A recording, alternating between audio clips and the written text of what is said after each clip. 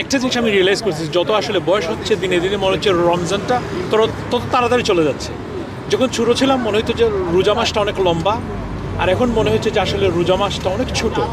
আজকে দেখতে দেখতে আসলে একেবারে এন্ডের দিকে চলে আসছি। আশা করতেছি যে আমরা সবাই মিলে আর কি আপনার লাস্ট 10 ডেজের অংশ হিসাবে আমরা খুব বেশি করে ইবাদত করবো ইনশাআল্লাহ, অ্যান্ড আল্লাহ আমাদের রোজা কবুল করুন। আমি এখানে আইসি আমি বহুত দূর থেকে আসলে এখানে জুম্মা পড়ার লাগে, আর আজকে 3টা জানাজা হয়েছে এখানে, প্রত্যেক দিনও জানাজা, প্রত্যেক ইয়েতেও জানাজা হয়। আজকে 3জন মানুষের জানাজা করলাম, আর 12,000 মানুষের লাগে জুম্মার নামাজ পড়লাম না, রাত মাস 10 দিনের শেষ জুম্মা।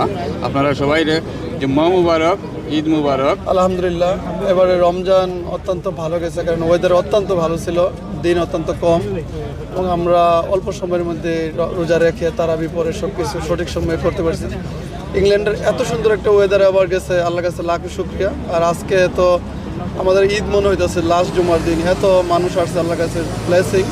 ইস্ট লন্ডন মসজিদে হাজার হাজার মানুষ একসাথে নামাজ পড়ছে, আমাদের অত্যন্ত ভালো লাগতেছে। সবাইকে অগ্রিম ঈদের শুভেচ্ছা, সবাই সবার জন্য দোয়া করবেন। আল্লাহ হাফেজ, ঈদ মোবারক। রমাদান কতটুকু আমরা মানে আল্লাহ সন্তুষ্টি লাগে কতটুকু ইবাদত করতে পারছি জানি না, কিন্তু চেষ্টা করছি। এবং আসলে রমাদান যে একটা ব্লেসড মান্থ এটা বোঝা যায়, যে আস্তা দিনের মধ্যে ফর এক্সাম্পল কোনো ক্ষুধা লাগে না, সুবহান আল্লাহ, নর্মালি আমরা কত ক্ষুধা লাগে।